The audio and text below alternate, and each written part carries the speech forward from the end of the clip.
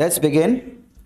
सो बच्चा लोग, अभी तक हमने आइसोथर्मल प्रोसेस के बारे में देखा था और उससे पहले हमने Cp माइनस Cv का डेरिवेशन देखा था। अब बच्चा लोग, आज हम बात करेंगे आगे और दूसरे 3 प्रोसेसेस की। हमने लास्ट टाइम बेटा टाइप्स ऑफ प्रोसेसेस के बारे में शुरू किया था। ऑब्वियसली बच्चा, ये जो प्रोसेसेस है ये सिर्फ और सिर्फ आइडियल गैस पे ही लागू होती है, ठीक है। सो सेकेंड नंबर की प्रोसेस है adiabatic process. Which one? Adiabatic process. बच्चा लोग, एडियाबैटिक प्रोसेस का मतलब है there is no exchange of heat. बेटा, हीट का एक्सचेंज नहीं होगा। इससे पहले हमने क्या देखा कि टेम्परेचर कांस्टेंट था, टेम्परेचर ना ही बढ़ रहा है ना ही घट रहा है। अब क्या होगा? टेम्परेचर कैन चेंज, टेम्परेचर बदल सकता है, यही तो जादू है।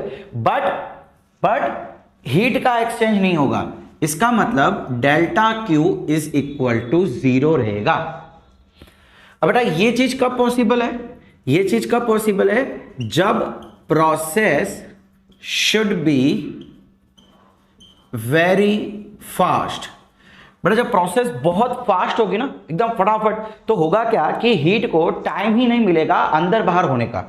आई रिपीट, जब प्रोसेस बहुत फास्ट रहेगी तो हीट को अंदर बाहर होने का टाइम ही नहीं मिलेगा। और इसके लिए देखो, अंदर बाहर नहीं रखना है, हीट को एक्सचेंज नहीं करना है, तो बाउंड्री सिस्टम की जो बाउंड्री होगी बेटा, वो कैसी होगी? Should be boundary should be perfectly insulator, perfectly insulator. अब अच्छा, हमको पता है कि परफेक्टली इंसुलेटर होता नहीं है, इसलिए परफेक्टली एडियाबैटिक प्रोसेस भी होती नहीं है। बट हम क्या पढ़ रहे हैं? हम एक इमेजिनरी कॉन्सेप्ट्स पढ़ रहे हैं। अब आप सोचेंगे कि सर ये क्यों जरूर है? जो चीज़ पॉसिबल नहीं वो पढ़ना क्यों? क्योंकि बेटा एक्चुअली 100% एडियाबैटिक प्रोसेस नहीं होती है, बट 80%, 75%, 65% एडियाबैटिक प्रोसेस होती है। अब उसमें क्या क्या कैरेक्टरिस्टिक्स, मुझे अगर 100% तक पहुंचना है तो क्या क्या करना पड़ेगा, वो यहीं से मालूम पड़ेगा। इसीलिए देखो, मैं आपको एक एग्जाम्पल देता हूँ।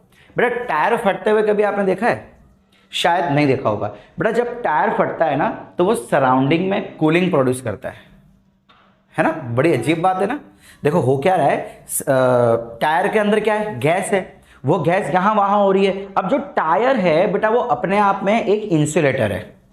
रबड़ है ना, तो रबड़ तो क्या होता है? इंसुलेटर होता है। यानी वो हीट को अंदर बाहर नहीं होने दे रहा है, यानी वहां पे एडियाबैटिक प्रोसेस हो रही है। अब जैसे ही टायर फटता है, वो अंदर की गैस एकदम से बाहर निकलती है और बाहर की हीट अंदर आने की कोशिश करेगी। अभी तक क्या था? इंसुलेटर था। और जो टायर फटता है बेटा, सडनली फटता है, यानी जो फटने की प्रोसेस है वो बहुत फास्ट हो रही है। इसके कारण होगा क्या कि जैसे ही टायर फटेगा, उसके सराउंडिंग की हीट अंदर आने की कोशिश करेगी। अब अगर हीट अंदर आ रही है मतलब कूलिंग छा रही है। गेटिंग ना? सराउंडिंग की हीट अगर कहीं पे चली जाएगी तो सराउंडिंग में कूलिंग प्रोड्यूस होगी। So bursting of tyre produces cooling, वो एक एडियाबैटिक का एग्जांपल है। क्लियर? अच्छा, अब बच्चे लोग, फर्स्ट लॉ ऑफ थर्मोडायनेमिक्स की बात करूं मैं, अगर फर्स्ट लॉ ऑफ थर्मोडी, बेटा वो क्या था? Heat is equal to work done plus internal energy. बेटा, ये तो 0 हो गया, यानी कि work done plus internal energy. इसको यहां ले आता हूं। सो ये क्या हो गया? Work done is equal to minus of internal energy. बेटा, ये चीज को समझो, ये चीज को समझो। देखो, वर्क डन पॉजिटिव है, यानी कि work done on the system. Work done system के ऊपर हुआ और उसकी इंटरनल एनर्जी कम हो गई। यानी कि अगर मैं किसी सिस्टम को दबा रहा हूं तो बेटा उसकी इंटरनल एनर्जी कम हो रही है ना? ये पता है ना? ये पॉजिटिव का बात था। Sorry, work done expand, sorry my mistake, work done by the system, not on the system. बेटा कभी वर्क डन, देखो सीधी सी बात है, आप अगर खाना नहीं खा रहे हो और आप अगर काम किए जा रहे हो, सो आपकी अंदर की एनर्जी धीमे धीमे कम होती जाएगी। वही दिखा रही है। कि अगर कोई सिस्टम काम कर रहा है तो उसकी इंटरनल एनर्जी कम होती जा रही है। क्लियर? और इसका उल्टा भी बोल सकते हैं बेटा, इसका उल्टा भी तो बोल सकते हैं कि delta u is equal to minus of work done. अगर मैं इंटरनल एनर्जी को बढ़ाऊं, आई रिपीट, अगर मैं इंटरनल एनर्जी को बढ़ाऊंगा तो work done on the system होगा। यानी कि देखो बेटा, अगर मैं किसी गैस को कंप्रेस कर रहा हूं, गैस को कंप्रेस कर रहा हूं मतलब उसका work done on the system हो गया। कंप्रेस करना मतलब उसकी वॉल्यूम कम होगी, वॉल्यूम कम होगी मतलब चेंज इन वॉल्यूम माइनस में, तो माइनस में वर्क डन आ गया। सो कंप्रेस करने से क्या होगा बेटा, उसके मॉलिक्यूल्स काफी क्लोज आ रहे हैं। मॉलिक्यूल्स क्लोज आने का मतलब है कि उनके बीच का अट्रैक्शन बढ़ गया। आज सीधी सी बात है बेटा, जितना दूर मैग्नेट जितना दूर होते हैं उतना अट्रैक्शन कम होता है, लेकिन मैग्नेट जितना क्लोज रहेंगे उतना अट्रैक्शन ज्यादा रहता है कि नहीं? सेम चीज, जब मॉलिक्यूल्स पास पास में आ जाएंगे तो बेटा उनका अट्रैक्शन बढ़ जाएगा और अट्रैक्शन के कारण पोटेंशियल एनर्जी बढ़ जाती है। इसीलिए अगर मैं किसी गैस को कंप्रेस करूंगा, देखो ना बच्चा, कोको कोला के अंदर हमको मालूम है कि गैस कंप्रेस करके भरी जाती है। हम जब उसको हिलाते हैं, बच्चा ध्यान से सुनो, बहुत प्रैक्टिकल जबरदस्त एग्जांपल है। जब हम पेप्सी को हिला रहे हैं, हो क्या रहा है, वो और कंप्रेस होने की कोशिश कर रहा है। ऑलरेडी कंप्रेस्ड है, ऑलरेडी उसका work done on the system किया हुआ है, हमने थोड़ा बहुत और कर दिया, उसकी इंटरनल एनर्जी बढ़ गई। अब जैसे ही हम ढक्कन खोलते हैं, उसी इंटरनल एनर्जी के कारण होता है ना, पूरा गैस पूरी बाहर आती है, एकदम उछल के आती है ना। कितने लोग ऐसा मस्ती भी करते हैं ये चीज को लेके, तो वो क्यों हो रहा है, इसी चीज के कारण। क्लियर? अब उसको पैक किया हुआ है तो बेटा वो तो एडियाबैटिक प्रोसेस है, उसके अंदर हीट एक्सचेंज हो नहीं रही है, लेकिन प्रेशर, वॉल्यूम और टेम्परेचर चेंज हो सकता है। ठीक है बेटा? Okay, consider an ideal gas of initial pressure P1, volume V1 and temperature T1 which changes to pressure P2, volume V2, temperature T2। एक आइडियल गैस लेते हैं बेटा, जिसके अंदर इनिशियल ये था, एडियाबैटिक प्रोसेस हुई और फाइनल कंडीशन ये हो गई। बेटा अगर मैं आइसोथर्मल की बात करूं तो उसमें बॉयल्स लॉ फॉलो होता था। बॉयल्स लॉ यानी PV is equal to nRT। लेकिन बेटा यहां पे ये लॉ फॉलो नहीं हो सकता, बिकॉज यहां पे टेम्परेचर चेंज हो रहा है। तो यहां पे कौन सा रूल फॉलो होगा, तो बेटा पॉइजन, हमने पहले भी सुन रखा है पॉइजन रेशियो। बेटा उन्हीं साइंटिस्ट ने एक लॉ दिया था, Poisson's law for ideal gas, for ideal gas during adiabatic process. क्या लॉ था, PV raise to gamma, PV raise to gamma is equal to constant. ये लॉ दिया था पॉइजन ने, जिसमें गामा क्या होता है बेटा, अगले 5 मिनट में हम देखेंगे कि गामा क्या होता है। ठीक है, पहले यहां सुन लो। अब बेटा मुझे एक चीज तो पता ही है कि PV is equal to nRT तो हमेशा होता है ना, आइडियल गैस के लिए PV is equal to nRT हमेशा होता है। देखो ये चीज है, लेकिन अगर मैं आपको पूछ लूं कि बेटा यही लॉ मुझे चाहिए प्रेशर और टेम्परेचर के रिस्पेक्ट में, मुझे वॉल्यूम के रिस्पेक्ट में ये लॉ नहीं चाहिए, टेम्परेचर के रिस्पेक्ट में चाहिए, तो आप क्या करेंगे, यहां से टेम्परेचर निकालेंगे। कैसे बेटा, क्या मैं ऐसा बोल सकता हूं V is equal to nRT by P। मुझे V हटाना है तो मैंने V को यहां से सब्जेक्ट बना लिया, उसको यहां रख लेते हैं, V की जगह पे nRT बाय P पावर में gamma is equal to constant. अब क्या करते हैं, ये गामा सबको दे देते हैं, P nr raise to gamma T raise to gamma upon pressure raise to gamma is equal to constant. मैंने ये पावर हर किसी को दे दी। बेटा P की पावर 1, P की पावर गामा, क्या मैं ऐसा बोल सकता हूं P1 माइनस गामा, है ना, हम मैथ्स में सीखा था ना, पावर माइनस कर सकते हैं। देखो बच्चा ये कांस्टेंट है, गामा कांस्टेंट वैल्यू है, क्या है बताता हूं मैं, nr कांस्टेंट है। इस पूरे को अगर मैं यहां लेके जाऊंगा तो constant upon constant will be constant, जो भी वैल्यू आएगी, जो भी अल्टीमेटली वो कांस्टेंट होगी। तो क्या मैं ऐसा बोल सकता हूं P1 minus gamma T raise to gamma is equal to constant. So ये आ गया प्रेशर और टेम्परेचर के लिए रिलेशन। बेटा यही अगर मैं आपको बोलूं कि मुझे टेम्परेचर और वॉल्यूम के लिए रिलेशन चाहिए ड्यूरिंग एडियाबेटिक प्रोसेस, कोई बात नहीं, हम इसके अंदर क्या करेंगे बेटा, अब P is equal to nRT by V रख देते हैं इस इक्वेशन के अंदर। सो nRT अपॉन V, यहां से V raise to gamma is equal to constant. समझ आ रहा है? मैंने इसके अंदर ये वाली वैल्यू प्रेशर के बदले पुटअप कर दी, बिकॉज आइडियल गैस के लिए ये चीज हमेशा वैलिड होती है। देखिए V गामा अपॉन 1, तो गामा माइनस 1 हो जाएगा, nRT V gamma minus 1 is equal to constant.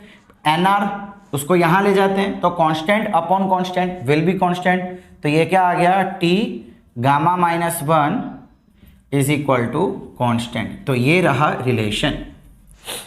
अब यार सर कितने सारे रिलेशन हम याद रखेंगे?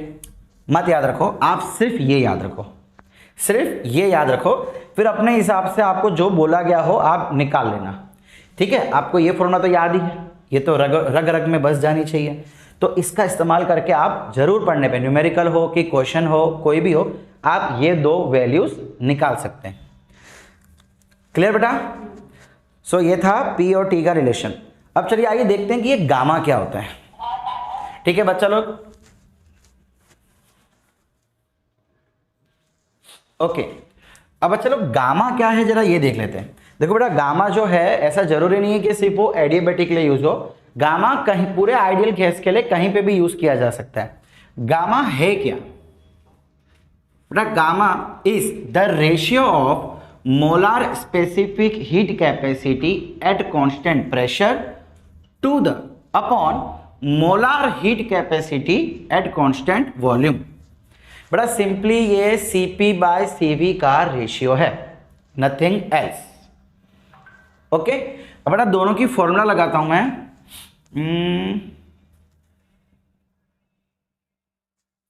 क्या मैं ऐसा बोल सकता हूं बेटा, देखो मुझे पता है कि Cv की फॉर्मूला क्या होती है, F by 3 into R, sorry F by 2 R, पता है या नहीं?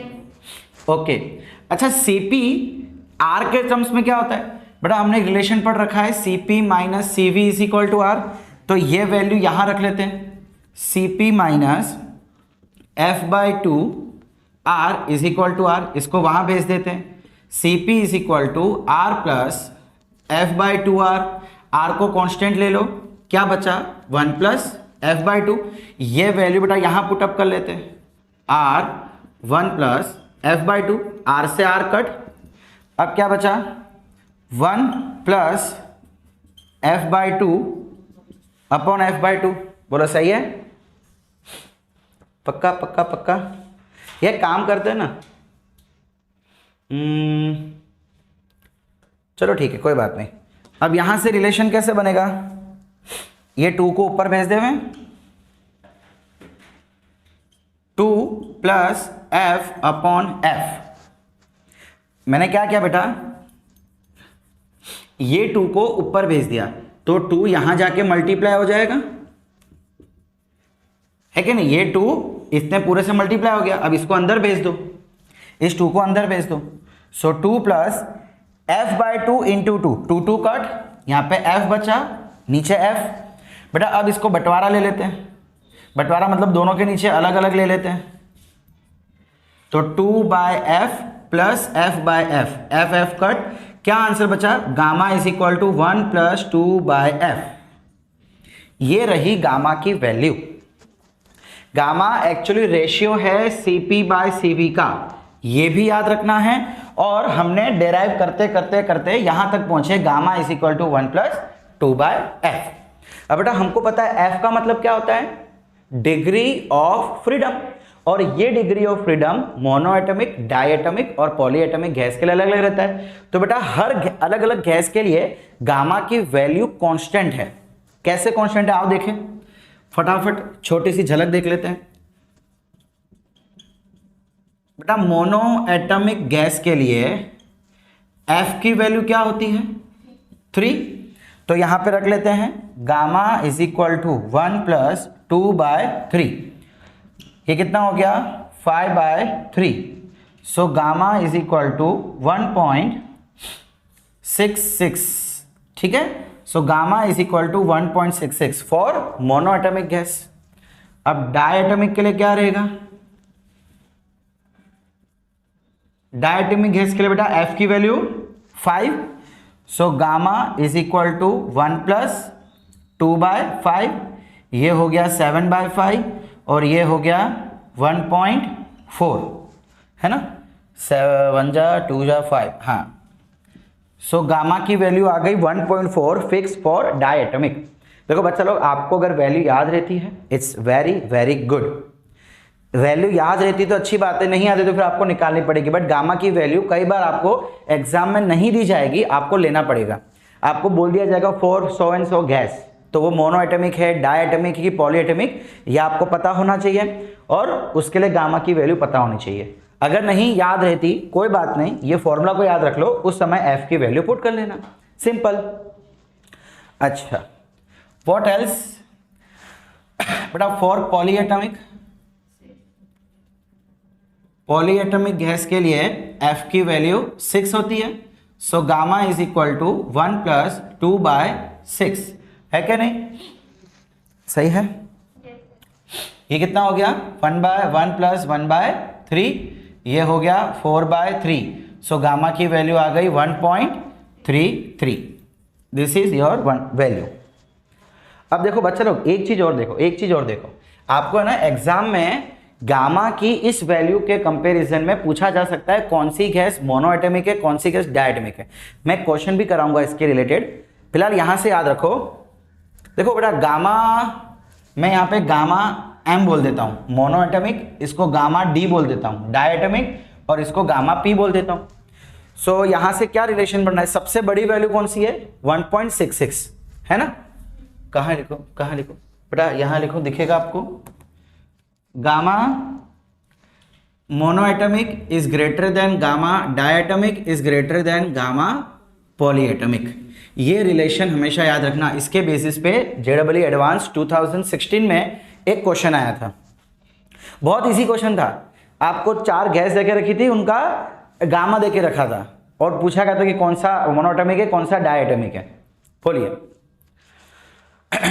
तो एक चीज हमने यहां देखी कि बेटा गामा की वैल्यू डिक्रीज होती जा रही। देखो पहले 1.66 आई, फिर उससे कम 1.4, फिर उससे कम 1.33, एंड गामा अलग अलग गैस के लिए अलग अलग हो सकता है। देखो बच्चा लोग, ये हमने एक जनरल वैल्यू ली है, बट मोनो एटॉमिक के लिए अंदर भी बहुत सारी अलग अलग गैस है, सो उनका डिग्री ऑफ फ्रीडम अलग अलग होता है, जिस वजह से गामा की वैल्यू अलग अलग हो सकती है। सो गामा डिपेंड करता है ऑन टाइप ऑफ गैस।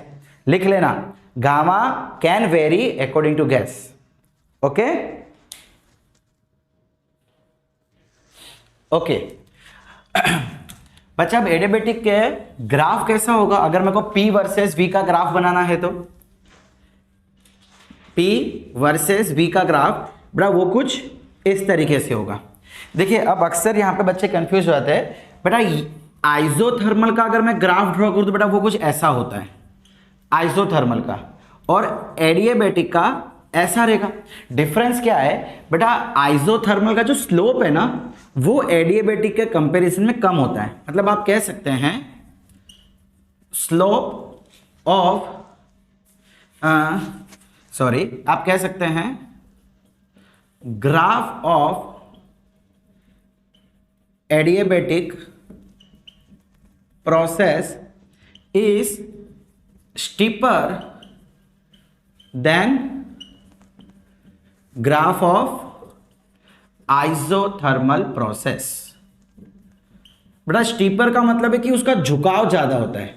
झुकाव देखो इसका स्लोप ज्यादा है, यानी कि स्टीपर का मतलब है slope of adiabatic is greater than slope of isothermal. अब इसका स्लोप कितना होता है? तो बेटा वो स्लोप होता है gamma times of gamma times of isothermal. देखिए कितना हो जाएगा, slope of adiabatic is gamma times, gamma जो अभी भी हमने देखा, gamma times of slope of isothermal. इसका मतलब क्या मैं ऐसा कह सकता हूं, minus gamma P by V. इसका स्लोप क्या होता है, पी बाय वी, और एडियाबैटिक का गामा टाइम्स, यानी कि ज्यादा है। देखो आप कुछ मल्टीप्लाई करेंगे तो अल्टीमेटली वैल्यू बढ़ जाएगी ना, तो इसका स्लोप बढ़ जाएगा गामा टाइम्स। अब ये आया कैसे, आओ देख लेते हैं रिलेशन कैसे आया। बेटा मुझे पता है कि according to Poisson's law PV raise to gamma is equal to constant, yes और नो। अच्छा बेटा इस कांस्टेंट को मैं अभी के बोल देता हूं, कांस्टेंट है ऐसे के बोल दिया उसको। अब इसको मैं डिफरेंशिएट कर रहा हूं। सो आपको याद है लास्ट टाइम डिफरेंशिएट किया था u और v के टर्म्स में। सो इसका भी डिफरेंशिएट करते हैं, पहले p को बाहर और डिफरेंशिएशन किसका करते हैं, v रेज टू गामा का, प्लस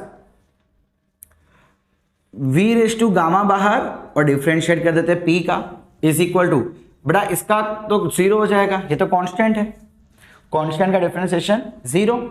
अच्छा अब क्या करें, अच्छा डिफरेंशिएशन किसके रिस्पेक्ट में हो रहा है बेटा, dt के रिस्पेक्ट में। किसके रिस्पेक्ट में, dt के, टेम्परेचर के रिस्पेक्ट में। यहाँ पे टेम्परेचर बेटा चेंज हो रहा है। हाँ सो अब क्या करें, अच्छा आपने पढ़ रखा होगा dx raise to n by dx, इसको क्या लिखते हैं हम,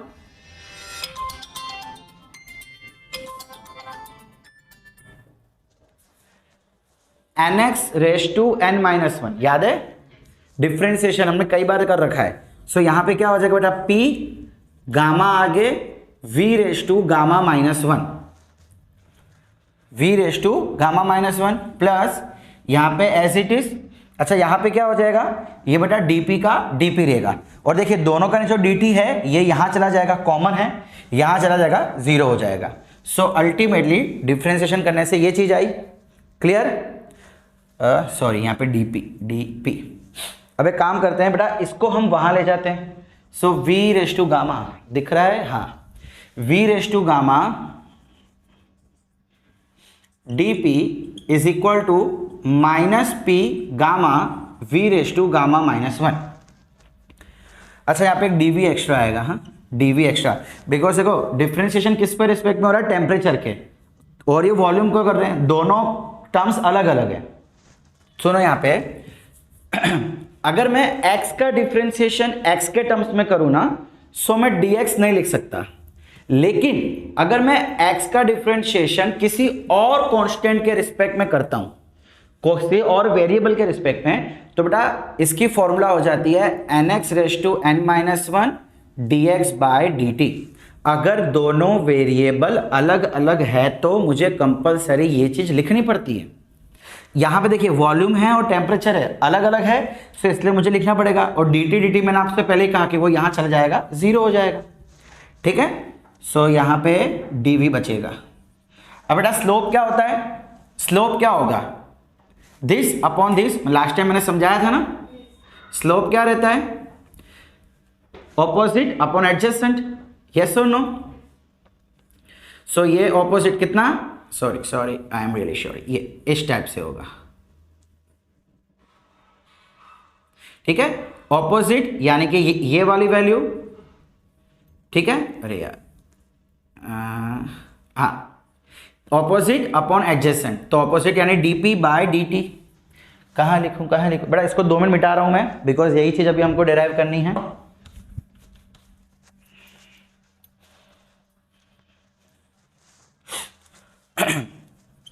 dp by dv is equal to minus p gamma v raise to gamma minus 1 upon v। देखो सुनो क्या किया मैंने, dp बाय dv, ये dv को यहां लेके आ गया, और ये v रेज टू गामा है, इसको यहां लेके चला गया। So minus p gamma v raise to gamma minus 1 upon v raise to gamma, ये टर्म को वहां ले गया और dv को नीचे ले आया, बस इस तक ना किया है। सो ये क्या हो गया, स्लोप, इज इक्वल टू, बेटा यहां से हम कह सकते हैं, देखो ये minus gamma minus minus cut, P gamma P minus gamma P V raise to minus one. क्यों? V raise to gamma minus one minus gamma, ये ऊपर चला जाएगा तो माइनस होगा पावर, गामा गामा कट, क्या बचा V raise to minus one. क्या मैं इसको ऐसा लिख सकता हूं पी बाय वी, है क्या नहीं? सो बच्चा ये क्या हो गया, slope of adiabatic is equal to minus gamma times of slope of isothermal. समझ आ रहा है बच्चा? क्लियर? ओके अब बच्चा लोग देखिए एक नन्ना मुन्ना यहां पे क्वेश्चन देख लेते हैं।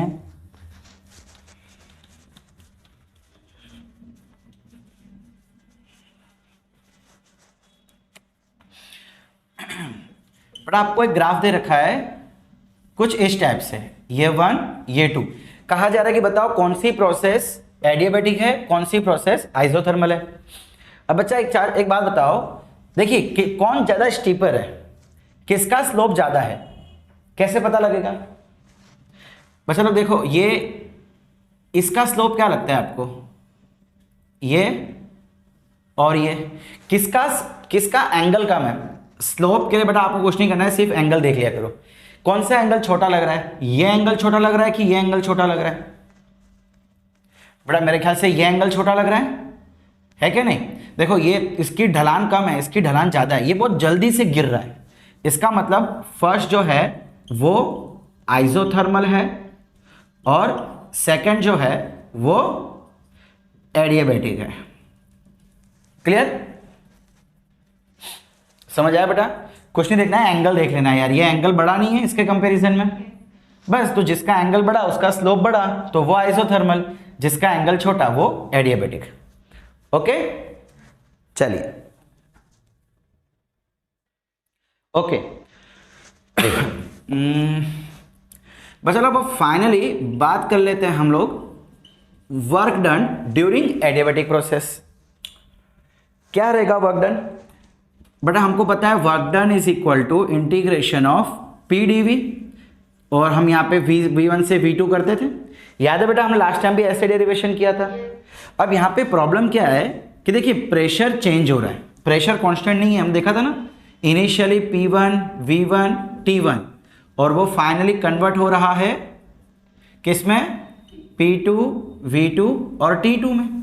प्रेशर कांस्टेंट नहीं है बेटा। क्या मैं प्रेशर की जगह पे ऐसा लिख सकता हूं nRT बाय V dV लिख सकता हूं? हमको पता है PV is equal to nRT, लेकिन ये भी एप्लीकेबल नहीं है। क्यों? बिकॉज यहां पे टेम्परेचर भी चेंज हो रहा है। सो हम क्या करेंगे बेटा, यहां पे पॉइजन्स लॉ का इस्तेमाल करेंगे। भाई उन भाई साहब ने हमसे क्या बोला था, PV raise to gamma is equal to constant. So मैं यहां से प्रेशर को टारगेट बनाता हूं बेटा, यहां से प्रेशर क्या हो जाएगा, constant upon V raise to gamma, yes और नो? इसको यहां लिख लेता हूं V1 से V2 K upon V raise to gamma dV। बोलो क्लियर?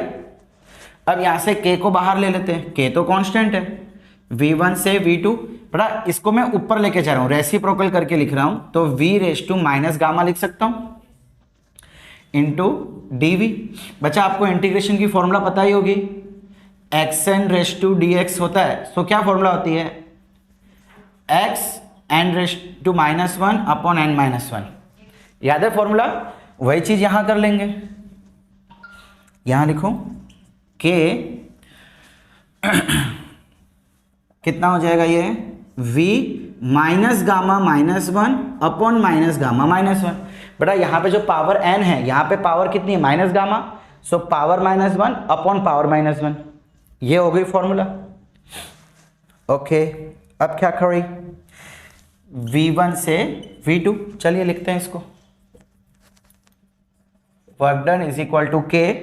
बेटा ये सही है पक्का, माइनस गामा माइनस वन, ठीक सही। अच्छा तो ये क्या हो जाएगा, पहले V की जगह पे upper limit minus gamma minus one minus lower limit minus gamma minus one upon बड़ा मैं काम करता हूँ, ये माइनस को अलग से ले लेता हूँ, ये चलो ऐसे रखता हूँ, अभी के लिए ऐसे ही रखता हूँ, ठीक है, बाद में देखते हैं इसका क्या करना है। What's next? ये कांस्टेंट को बेटा मैं अंदर डाल देता हूँ। सो क्या मैं ऐसा कह सकता हूँ, K V two minus gamma minus one minus K V one minus gamma minus one upon minus gamma minus one. अच्छा, अब जरा ध्यान से देखो बेटा, के की वैल्यू, के क्या है, कांस्टेंट है, उसकी वैल्यू क्या होती है, P V raise to gamma. अब मुझे पता है कि P one V one raise to gamma बोलूं या P two V two raise to gamma बोलूं, कांस्टेंट तो कांस्टेंट है ना। इनिशियली ये चीज होगी, फाइनली ये चीज होगी। सो मैं क्या करता हूं बेटा, जहां पे V2 है वहां पे K की जगह P2 V2 लगा देता हूं। क्यों? बिकॉज इधर भी V2 था इसीलिए। और जहां पे V1 है, जहां पे V1 है वहां पे K की वैल्यू P1 V1 लगा देता हूं। बोलो समझ आया? Upon minus gamma minus one, ठीक है। अच्छा, अब बेटा देखो ये क्या है, v की पावर वन, v की पावर वन। सो यहां से क्या हो जाएगा, वन माइनस वन गया, P2 V2 गामा, है ना। देखो ये one minus gamma minus one, तो वन वन कट जाएगा, खाली गामा माइनस गामा बचेगा, माइनस सेम चीज इधर भी, P1 V1 minus gamma upon minus gamma minus one. बोलो क्लियर हुआ? अच्छा, सो वर्क डन। तो बच्चा लोग एक वर्क डन की फॉर्मूला तो ये आ गई, P2 V2 raise to minus gamma minus P1 V1 raise to minus gamma upon minus gamma minus one, ठीक है। आप अब देखो, अभी भी पिक्चर खत्म नहीं हुई है। क्या किया जाए, क्या किया जाए, एक मिनट। अच्छा सॉरी बच्चा लोग, माय मिस्टेक। बच्चा ये P1 V1 raise to gamma है, तो यहां पे वन नहीं आएगा, यहां पे गामा आएगा। पॉइजन्स लॉ, यहां पे गामा रहेगा। क्लियर? ओके, सो बच्चा लोग अब क्या चेंजेस होगा, देखो गामा माइनस गामा, ये दोनों वेरिएबल सेम है, पावर ऐड हो जाएगी। So gamma minus gamma cut हो जाएगा और यहां पे माइनस वन आ जाएगा। सिमिलरली यहां पे भी माइनस वन। क्लियर? सही है। अच्छा एक चीज, बच्चा फिर से मुझसे गलती हो गई बेटा, ये इंटीग्रेशन की फॉर्मूला में प्लस वन आता है।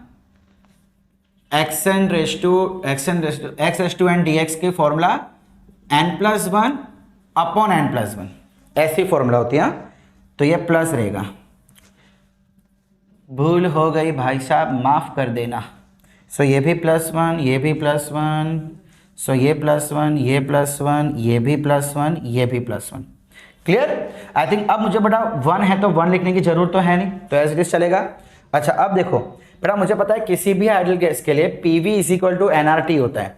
सो क्या मैं ऐसा लिख सकता हूं यहाँ पे, work done is equal to P2 V2 is equal to NRT2 minus NRT1 upon minus gamma plus one. अच्छा मैं इसको अब ऐसा लिख सकता हूँ ना, वन माइनस गामा, है ना, माइनस गामा प्लस वन को वन माइनस गामा। और यहां से NR कॉमन निकाल लेते हैं, NR common T2 minus T1 upon one minus gamma. यह आ गई एक और वर्क डन की फॉर्मूला। सो बच्चा लोग, अगर आपको क्वेश्चन में प्रेशर वॉल्यूम दे रखा हो सो वर्क डन की ये फॉर्मूला रहेगी, और अगर मान लीजिए आपको टेम्परेचर दिख रखा हो और नंबर ऑफ मोल्स दे रखा हो सो ये फॉर्मूला रहेगी वर्क डन की। क्लियर? समझ आया बच्चा? That's it. सो बच्चा यहां पे आपका एडियाबेटिक प्रोसेस कंप्लीट होता है। क्लियर? चलिए फटाफट वीडियो पॉज करके इसको नोट डाउन कर लीजिए। ओके, अब बच्चा नेक्स्ट प्रोसेस देखो, एडियाबेटिक अभी तक हमने देखा, अगला प्रोसेस है आइसोबैरिक प्रोसेस। अब बच्चा आइसोबैरिक प्रोसेस में क्या होता है, प्रेशर कांस्टेंट रहेगा, मतलब चेंज इन प्रेशर जीरो हो जाएगा। बच्चा अगर चेंज इन प्रेशर जीरो है तो अकॉर्डिंग टू फर्स्ट लॉ हम ऐसा लिखते हैं ना Q is equal to W plus delta U, yes और नो? बट अगर प्रेशर जीरो है तो क्या वर्क डन भी जीरो हो जाएगा? पक्का? वर्क डन क्या होता है बेटा? P डेल्टा V, और अगर P जीरो तो ये भी जीरो, यस और नो? इसका मतलब Q is equal to delta U। Again जितनी हीट दी उतनी सारी की सारी हीट कहाँ चली गई? अच्छा, पक्का सही है? बिल्कुल गलत बेटा, डेल्टा P जीरो है, P कांस्टेंट है तो P जीरो थोड़ी ना हुआ। फॉर्मूला क्या लिखते हैं? P डेल्टा V, P की कोई तो वैल्यू होगी ना, भले वो कांस्टेंट है, वो बदल नहीं रही, लेकिन कोई तो वैल्यू रहेगी, ठीक है? सो इस समय यही लॉ पूरा यूज होगा। क्लियर? बेटा इसका अगर ग्राफ देखूं मैं, इसका ग्राफ, सो प्रेशर कांस्टेंट है, सो ये आ गया इसका ग्राफ। वॉल्यूम चेंज हो रहा है लेकिन प्रेशर चेंज नहीं हो रहा। क्लियर? बस इतना ही था, खत्म, आइसोबैरिक फिनिश। एक काम करते हैं, ग्राफ को यहां लिख लेते हैं ताकि बाजू में दूसरी प्रोसेस कर सके। प्रेशर, वॉल्यूम और ये कांस्टेंट प्रेशर। बच्चा लास्ट प्रोसेस है, that is isochoric process. Baric मतलब प्रेशर, कोरिक का मतलब है कि बेटा अब की बार वॉल्यूम कांस्टेंट हो जाएगा, वॉल्यूम कांस्टेंट हो जाएगा, यानी change in volume is equal to zero. इसका मतलब बेटा सिस्टम ना ही एक्सपांड हो रहा है ना ही कंप्रेस हो रहा है। वॉल्यूम चेंज का मतलब क्या था कि सिस्टम या तो एक्सपांड होगा या तो कंप्रेस होगा, लेकिन अगर कोई प्रोसेस में एक्सपांशन और कंप्रेशन जीरो है तो मतलब वॉल्यूम जीरो हो गया, चेंज इन वॉल्यूम जीरो हो गया। तो बेटा अब की बार क्या हो जाएगा? Q is equal to W plus delta U, Q is equal to P delta V plus delta U। बेटा अब की बार डेल्टा V जीरो है, सो यस अब की बार पावर जीरो होगा, मतलब Q is equal to delta U रहेगा। इसका मतलब बेटा आपने जितनी भी हीट दी सारी की सारी इंटरनल एनर्जी को बढ़ाने में चली गई, सारी की सारी इंटरनल एनर्जी को बढ़ाने में चली गई। क्लियर? और अगर मैं इसका ग्राफ देखूं तो बेटा इसके ग्राफ में वॉल्यूम कांस्टेंट है, यस और नो? सो ये आ गया इसका ग्राफ। क्लियर? वॉल्यूम कांस्टेंट और प्रेशर बढ़ रहा है। ओके, बहुत इजी है। सो बच्चा लोग एक क्वेश्चन आपके सामने रखता हूं मैं, ये हटा दूं, शैल आई? चल, आपको एक ग्राफ देके रखा है,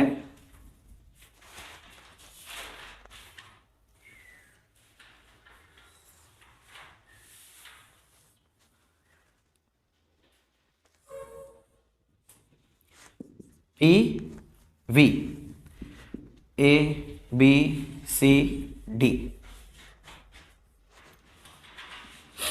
ओके बेटा आपको बोल दिया गया है कि चारों प्रोसेस अलग अलग है। क्या है? चारों प्रोसेस अलग अलग है, कोई भी प्रोसेस सेम नहीं है। अब मुझे बताओ कि कौन सी प्रोसेस कौन सी है, मतलब ए बी क्या है, बी सी क्या है, सी डी क्या है, ए डी क्या है। बेटा अगर मैं ए बी की बात करूं तो देखो ए बी, सॉरी इसका थोड़ा ऐसा कर लेते हैं, हाँ दिस इज इट।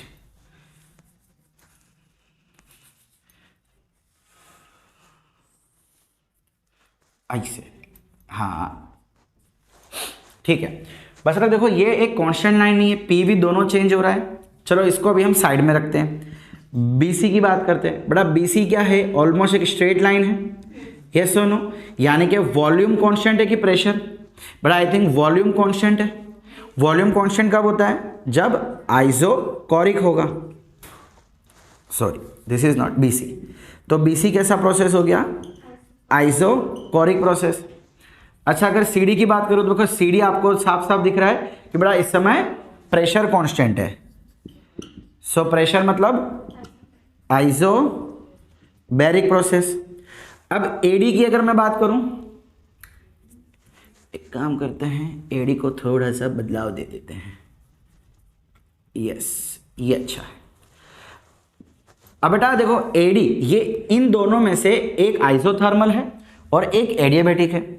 बेटा जिसका स्लोप ज़्यादा वो एडियाबैटिक, हमने पढ़ रखा है ना, हमको बोला हुआ है।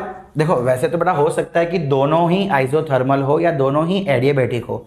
मैंने कहा था ना अलग अलग गैस के लिए पॉसिबल है, लेकिन हमको बोला हुआ है कि चारों गैस अलग अलग है, चारों अलग अलग है, इसका मतलब दोनों सेम नहीं है। इट माइट पॉसिबल के दोनों थर्मल या दोनों एडियाबेटिक हो सकते हैं, पॉसिबल है, बट फिलहाल इस क्वेश्चन में बोला हुआ है कि अलग अलग है। सो किसकी स्लोप ज्यादा है? बड़ा मेरे ख्याल से इसकी ढलान ज्यादा है, ये जल्दी से गिर रहा है, प्रेशर जल्दी से कम हो रहा है, इसमें प्रेशर धीमे धीमे कम हो रहा है। सो जिसमें प्रेशर धीमे धीमे कम होता है वो आइसोथर्मल होता है। या तो आप स्लोप भी चेक कर सकते हैं बेटा, ये स्लोप बना लो। अब देखो किसका एंगल ज्यादा है, किसका एंगल कम है। मेरे ख्याल से ये एंगल बहुत छोटा लग रहा है, तो जिसका एंगल छोटा उसका स्लोप छोटा, जिसका स्लोप छोटा वो आइसोथर्मल, और जिसका स्लोप ज्यादा गामा टाइम्स ज्यादा, याद है ना, जिसका स्लोप ज्यादा वो क्या हो जाएगा? एडियाबेटिक। क्लियर? ठीक है, तो बच्चा लोग इसी के साथ हमारी 4 प्रोसेस कंप्लीट होती है और आज का लेक्चर भी कंप्लीट होता है। इसके कई सारे क्वेश्चंस बेटा आपके नोट्स में दे रखे हैं, उसको गो थ्रू करो, टेक्स्ट बुक सॉल्व करो एंड पढ़ते रहिए, एंजॉय करते रहिए। Bye bye.